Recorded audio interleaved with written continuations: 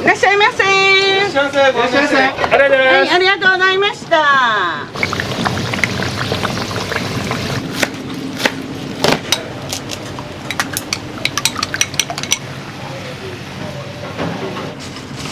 もうカツ丼はここが一番美味しいから。素朴な味っていうか昔ながらの味みたいな感じで美味しいと思います。毎回これしか食べてないぐらい肉めちゃくちゃ熱いんですよ。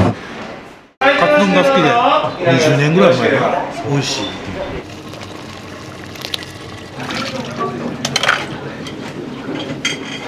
1100円ずつになります。ありがとうございます。めちゃくちゃ面白い。どうもすいません。はい、お待ちね。足運んでもらえるお客さん一人一人が来てもらって初めて長くやれるんで、一期一会を大切に。はい、これきしめんね。はい。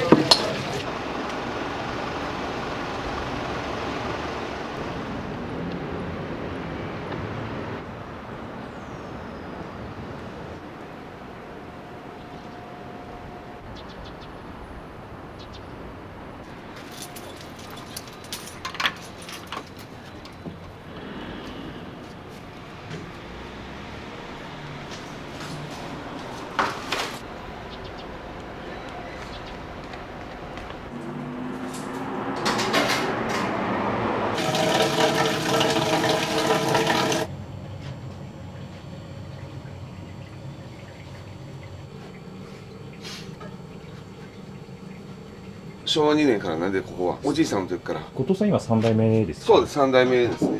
で今からうどん練っていきます。一つは金飛びのかもめ、もう一つは木下製粉さんの讃岐すずらん。季節によって分量を変えて攪拌させて十分に混ざった状態で練り始めるということです。こういう感じで攪拌させていく、より手打ちに近いというのをイメージしてその機械を使ってます。手でもやるし足でも踏むし、補助ですね、その量が多いんで。今これ練ってるのは2日後ぐらいに使う感じでたくさん出るんで、うどんは今この大きいやつでやってて、そばとか煮込みは後で手で練っていきますんで、手で練ってる補助なんで、この辺でずっと自分でも手で触りながら生地を確認しながら今こうやって練ってってます。細かいところまできちんと取っていきます。今日もちょうどバッチリな状態、水を後で足すこともなく、毎日やってるんで、だいたい急に寒くなったり急に暑くなったりする時以外であれば微調整も必要ないぐらいですね。少し寝かせます。ここで5分10分風に当たらないように蓋をして、で後で踏みます。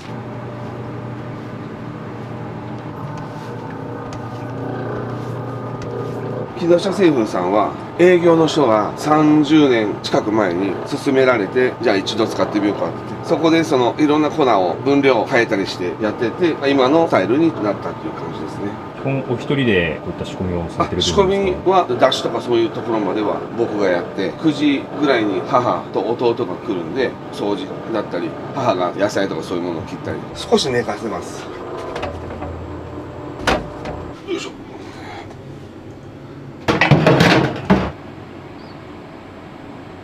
信州さらしなのさらしなそば、さらしなの甘い感じと粗挽きのそばの香りがするっていうのをうちはブレンドしてやってます。色は微妙なんですけど違うんです。これはつなぎですね。割合としてはどのぐらいなんですか？28ぐらいですね。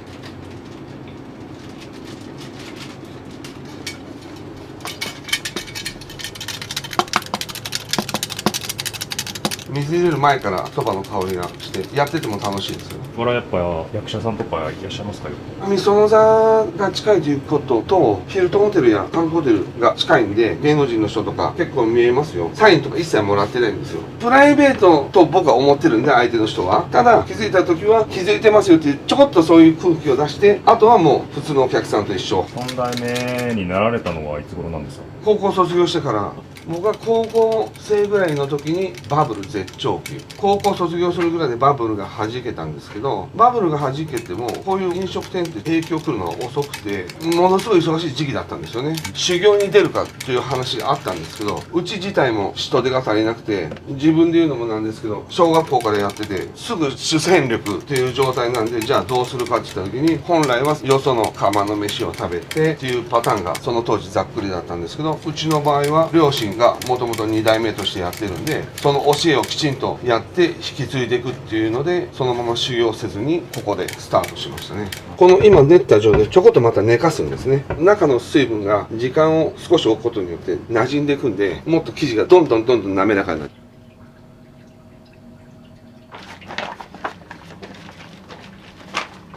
まず1回踏み込んで、そのまままず丸めるんです。2回目以降はひっくり返して丸めていくことによって向きを変えていくみたいな感じ。その工程を4回うちはやってますね。また踏んでいくことによって力も加わるんですけど、30分ぐらいで力が抜けた時にまた踏んでいくという工程をやっていって、ものすごい滑らかな生地になってくるんで、コシも出てくるんで、この工程はすごく大事なんですよね。これをローラーの機械でやるところもあるんですけど、自分の手でできることはうちは自分でやろうと。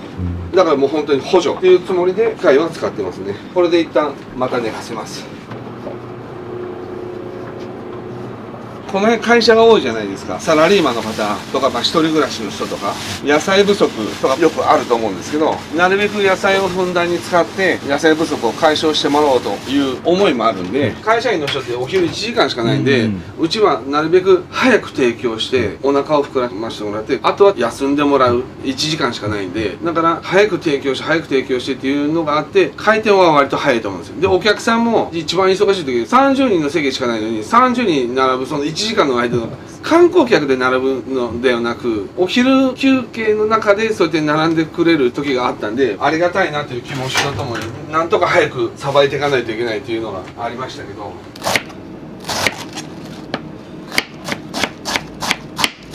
うちの実家が畑を持ってて、野菜を定期的に持ってきてくれて、無農薬のやつを、そういうのを使って野菜は国産のものにこだわって、子供に食べさせても安心して食べれるかっていうのを基準にして食材は選んでます。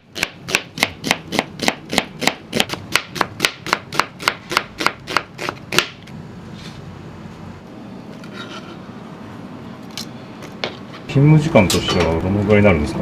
ものすごいブラックになるかもしれないですね。勤務時間、仕込みも入れて12とか13とかそんなもんです。バブルの時なんかは僕が仕事し始めた時も休憩時間もなかったです。本当に忙しかったんで。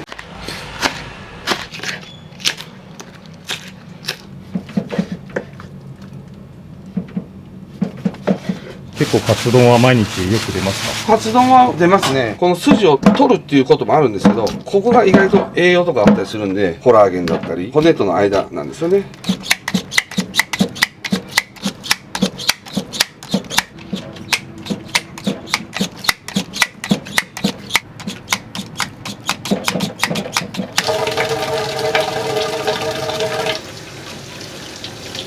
もう一応やって、殺菌して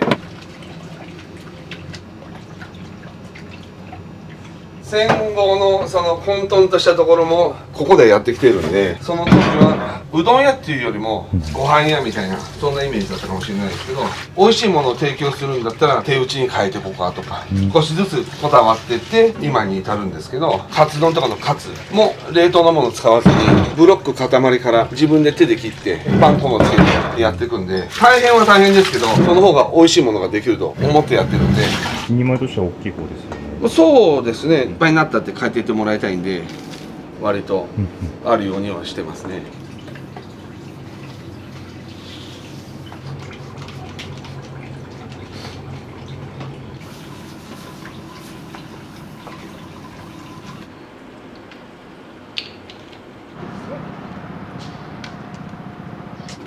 やります。よいしょ。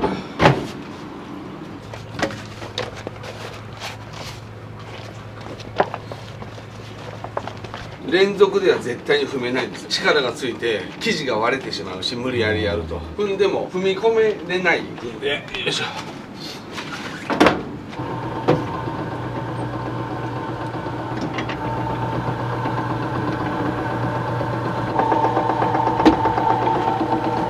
紙面なんでちょっと薄く今から伸ばしていくんですけど、やっぱりその時々で生きてるって言ったらあれですけど、伸び具合とかも変わってきたりするんで、伸ばしたけどもう一度ちょっと弱いので、今日の生地はその方がちょうどいい感じかなと。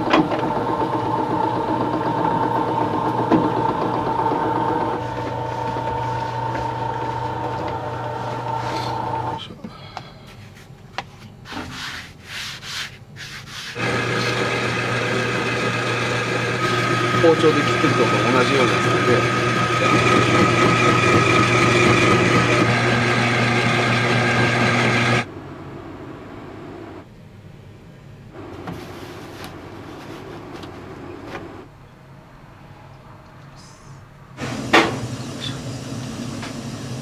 だし屋さんに相談して気に入る感じの削り方とかお願いして今作ってもらってるのがソーダカツ丼ですね。あとムロ味増やしています。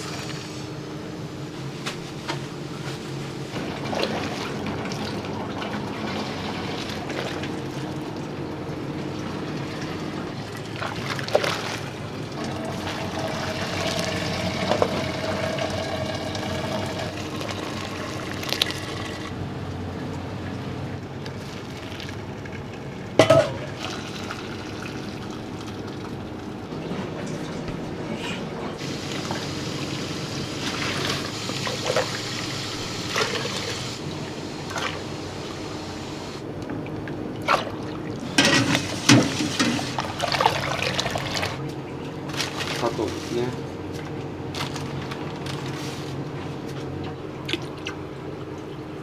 これ砂糖。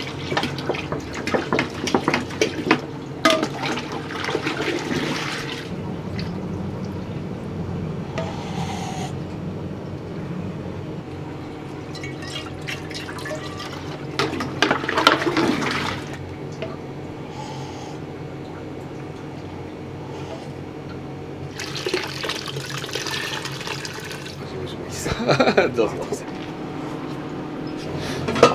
うまいっす。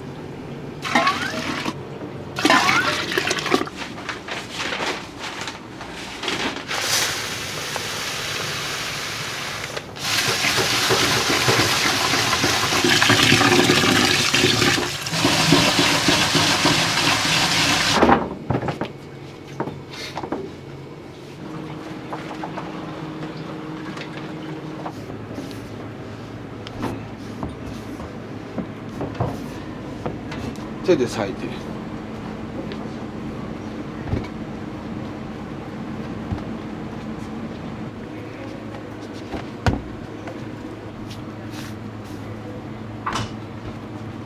なるべく反対側にやって違う面が来るように。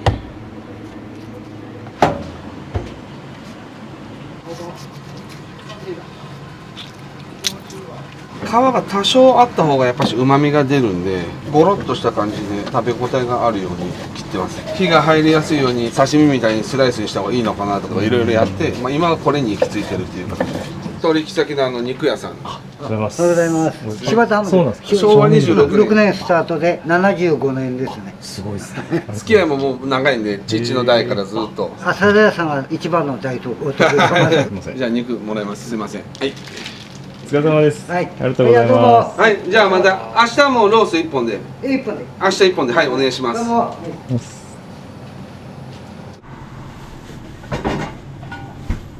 すぐに言うもんなで、しゃべだったらもう来るなって言って。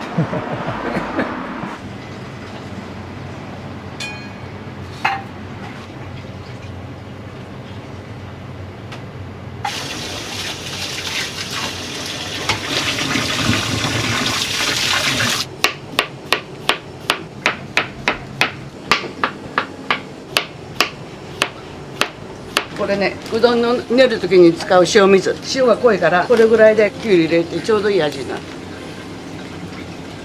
お母様何歳ぐらいの時に嫁がれたんですか。23の後半にここへ来て。もう60年ぐらいはもう近くだね。そうですね。あと2、3年で60年。結構やっぱ周りは変わってるもんなんですか。店がたくさん増えましたね、飲食店が。飲食店たくさん増えたもんね、この辺。まあ増えたね。そういう時代だったし。コンビニもこの辺に初めてできたのがローソンで。あ、ローソンね、あそこの角ね。40年ぐらい前。そうそうそこがこの辺では唯一24時間営業で、僕は学生ですよ。仕事終わって、10時ぐらいに帰ってきた時になんか寄って買ってそういう思い出がありますよね。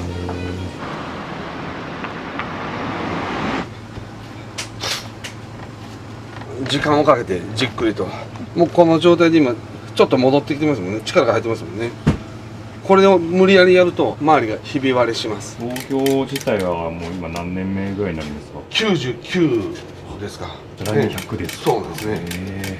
何歳頃からお店の方に？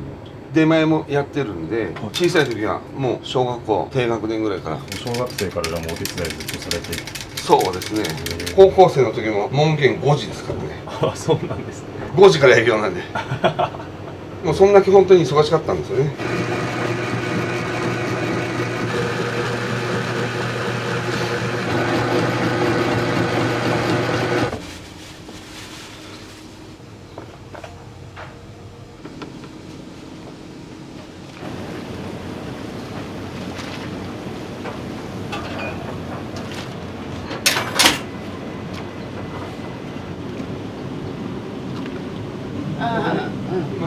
分かったよ。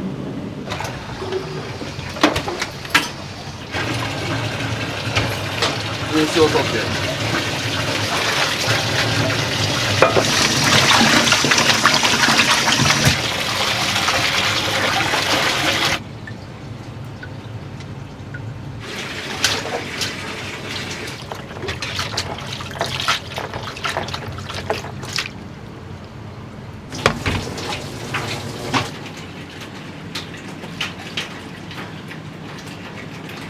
これは味噌ですか？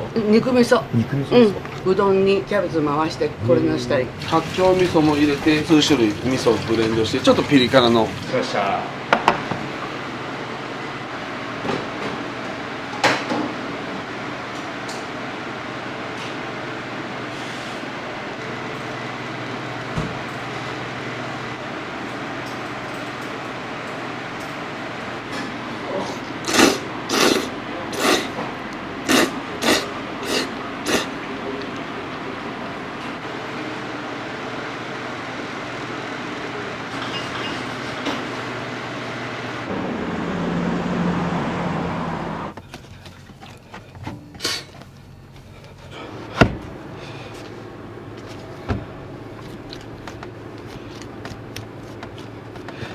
また寝かせます。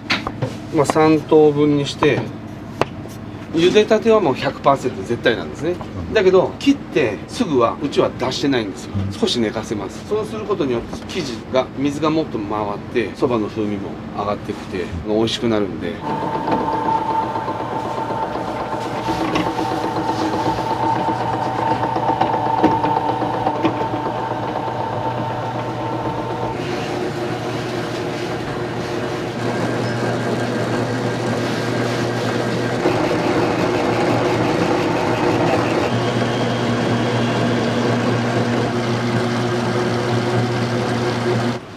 あ、大丈夫ですよ、適当で。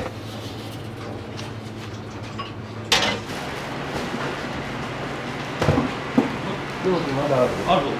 そんな感じだから。ありがとうね。気をつけてね。ありがと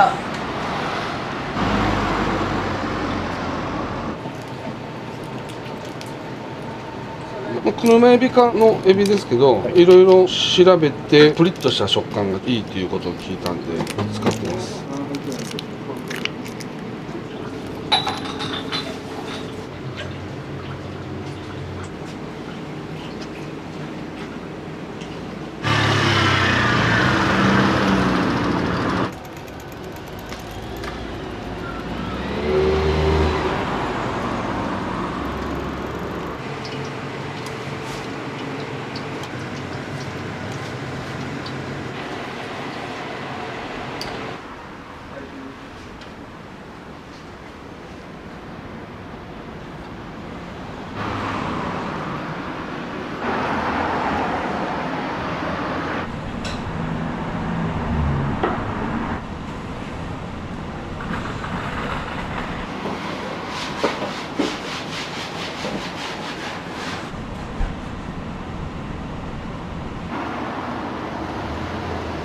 拭き掃除毎日されてるんですか？あ、そうです。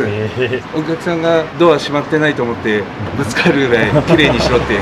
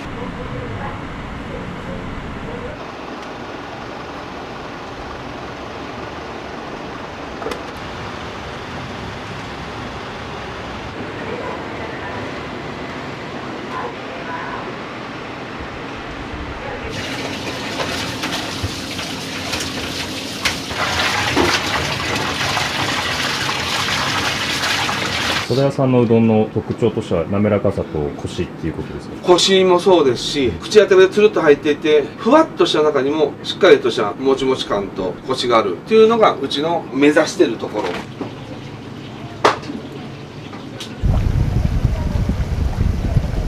分厚いからね、そう時間がかかる。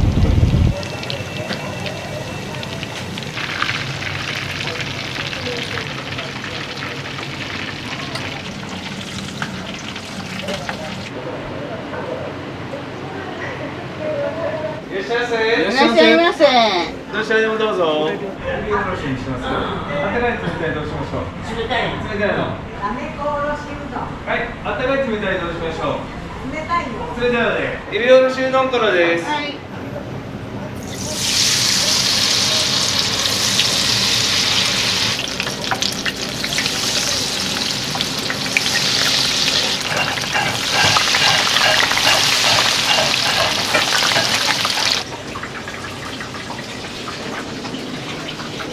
鬼おろしみたいなゴロッとしたのと普通の大根おろしを混ぜて使ってます。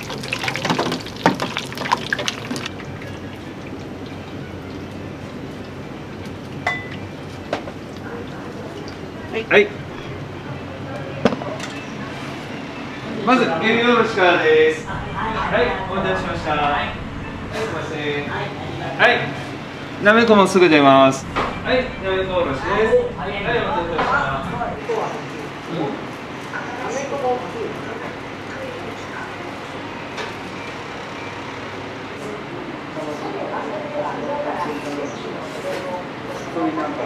よく昔から来られてますか？浅田屋さんのなんかいいところあれば教えてもらっていいですか？うどんも美味しいし、もうカツ丼はここが一番美味しいから、他でどこで食べてもカツ丼はここが一番美味しい。来る前いつもカツ丼を食べようと思って来るんだけど、うどん見るとやっぱりうどんも食べたいなと思って、今度カツ丼食べようと思って。そうなんですね。カツ丼はどちらでもどうぞ。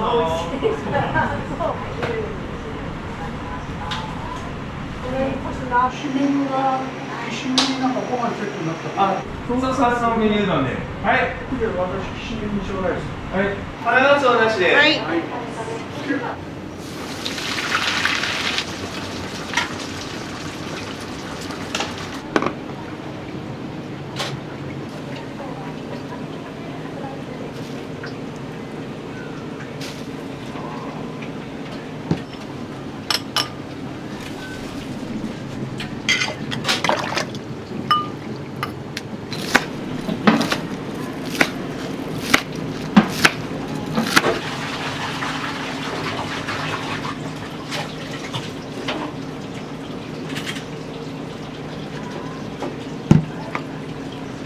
はい。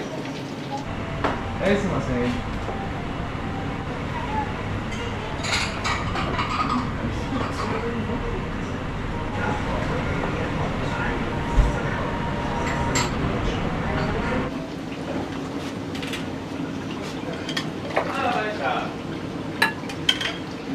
はい、お待ち。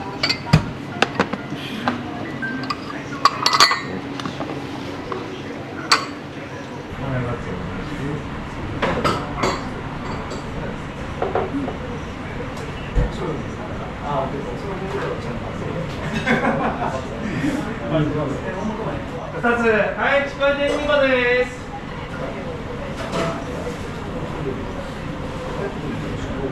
いらっしゃいませ。どちらでもどうぞ。ちくわ天うどんころ2つ、はい、ちくわ天2個です。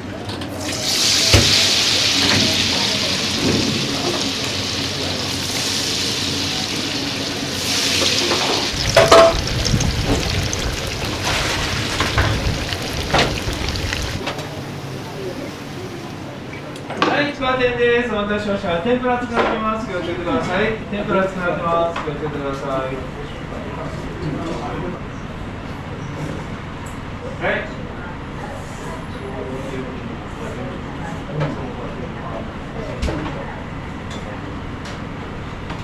はい、じゃあお願いします。はい。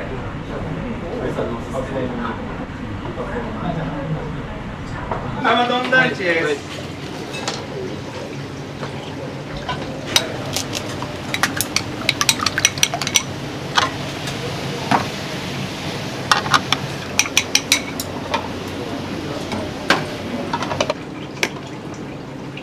はい。はい、これね。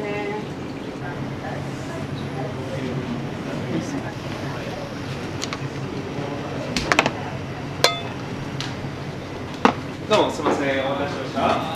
いらっしゃい、どうぞ。いらっしゃいませ。揚げなすどんこ。はい、揚げなすです。2400円。はい、100円のお返しです。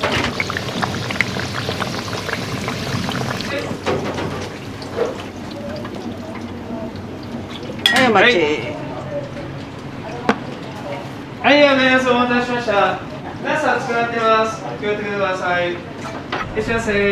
目の前も冷たいうどんのサービスになります。よろしく。きしめ、はい、きしめお時間いただきます。お願いします。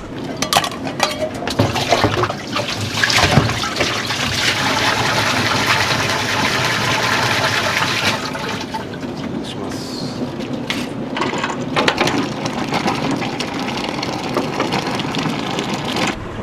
はい、すみません。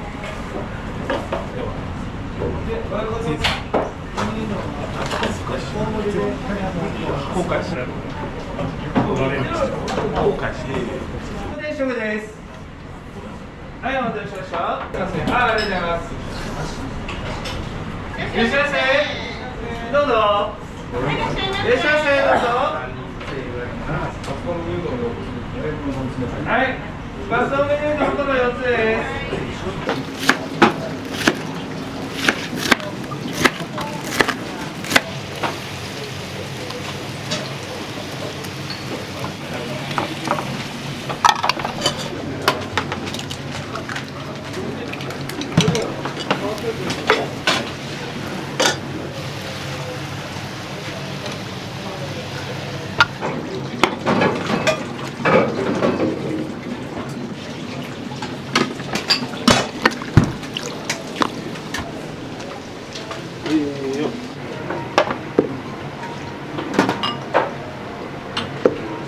はい、お待ち。はい。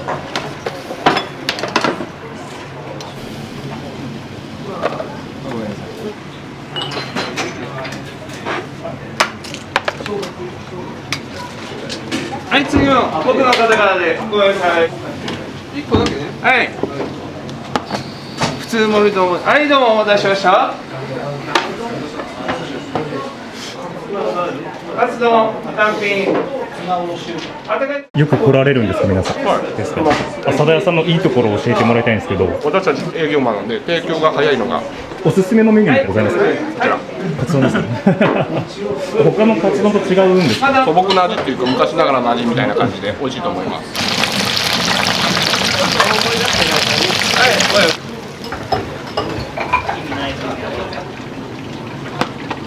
はい、なるほど。はい、お待ちね。はい。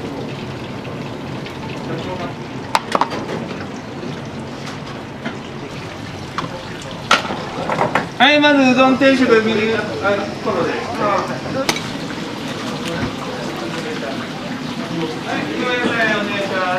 はい。いらっしゃいませ。いらっしゃいませ。いらっしゃいませ。さあ、皆さん、どうぞ。はい、お待たせしました。はい、親子大盛り。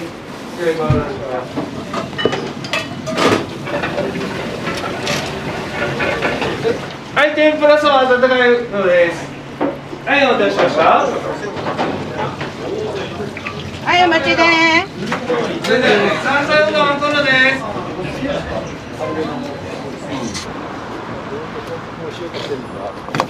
はい、お待ち。はい。山菜うどん冷たいのお待たせしました。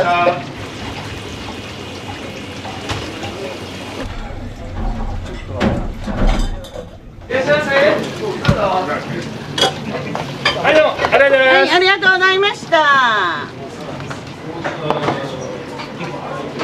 はい、カツ丼単品です。はい、失礼しました。ごめんなさい。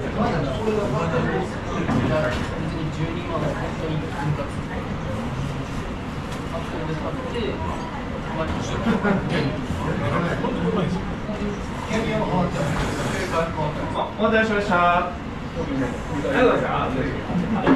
い、どうもありがとうございます。なるべくできるものは注文を受けてからその場で作り置きはしないっていうのは心がけてやってます。クオリティがきちんとしたものを早く提供するっていうのはもう訓練されてますね。カツ丼メニュー丼です。はい、いらっしゃいませ。はい、おいしいのあったかい。はい、あったかいメニュー丼です。はい、カツ丼メニュー丼です。お待たせしました。さあ、どうぞ4人掛けお願いします。きしめん3つ。はい、きしめんお時間いただきます。お願いします。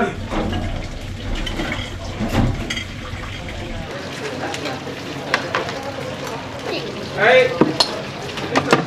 あったかい冷たい。あったかい。はい、すみません。奥の方からお願いします。すみません、すぐ出ます。きしめんです。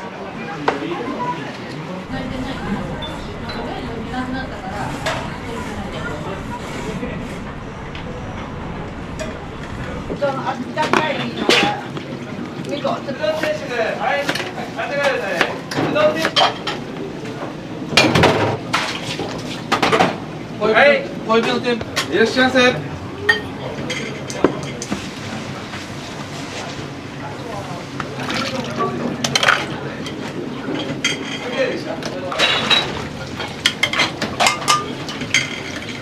い、はい、これきしめんね。はい、ありがとうございます。何か作ってても出来栄えってあるじゃないですか。例えばカツ丼でもそのカツの煮方とか卵の火の入れ方とか毎回自分で納得しながらやるとまたそれも楽しいですよね。例えば天ぷら丼の天ぷらに盛り付けるのでもこれの場合はこっち向きがいいかなとか、細かいことですけど自己満足で楽しみながらやってます。1番さんです。お願いします。どうぞ。はい、できます。はい、カツ丼ことです。はい、牛丼お待ち。メ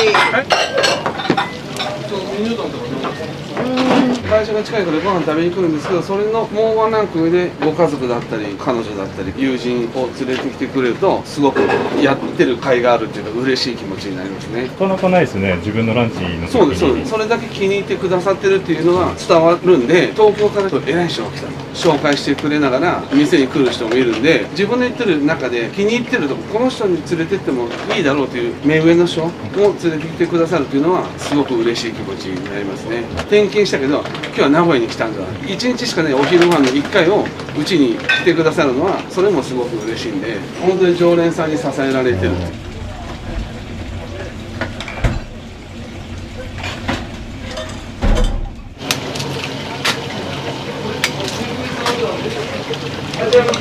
カツ丼の上カツ丼のね。はい、五目そばの方の1100円です。どうもお待たせしました。はい、お待ちね。はい、まず上カツ丼ご飯スカートです。はい、お待たせしました。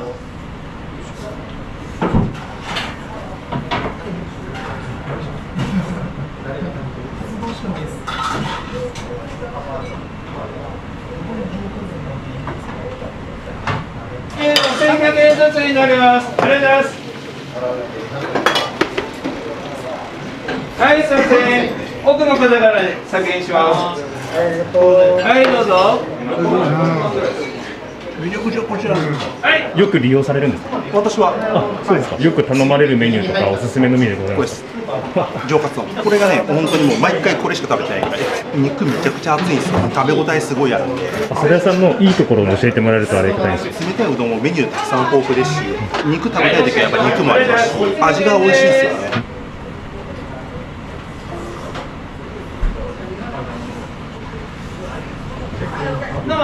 すいません。ありがとうございました。でこれご飯はいであとみんなあったかいはい、まずカツ丼の冷たいのはどちらで。はい、ありがとうございます。1100円です。はい、どうもありがとうございました。はいはい、お待ち。はいはい、カレーうどんライスお待たせしました。あ、どうぞ。はい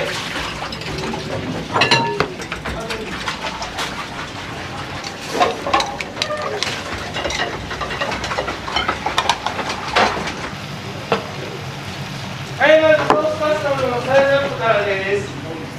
はい、お待たせしました。カツ丼すぐ出ます。少々。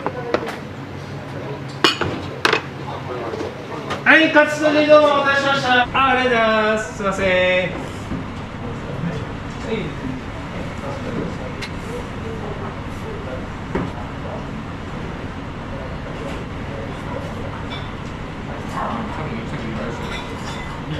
お客さん例えば10人来たらもしかしたら他の人は1対10と思ってるかもしれないですけど、僕は1対1だと思ってるんで、その人がその日のお昼ご飯を一緒に1回しかないそのお昼ご飯そこで満足してお腹膨れて美味しかったって帰ってってもらえるようにしたいなという気持ちはあるんで、はいはい、カツ丼単品お待たせしました。はい、どうぞ。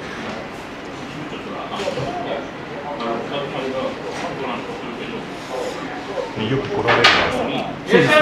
そうですか。カツ丼が好きで浅田さんのいいところあれば教えてもらいたいんですけれども。まあ単純に美味しい。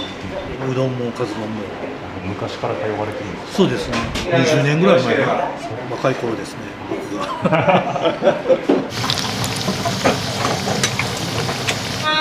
ありがとうございました。はいはい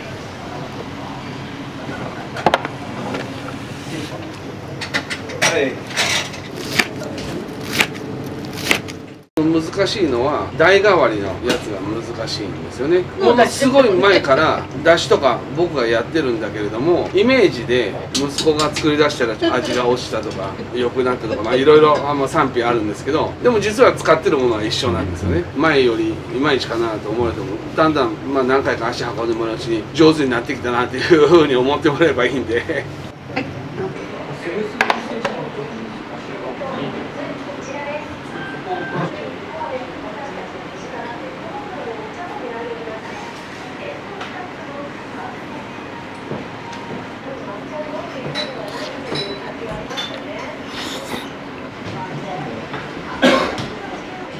どうぞ。はい、カツ丼単品。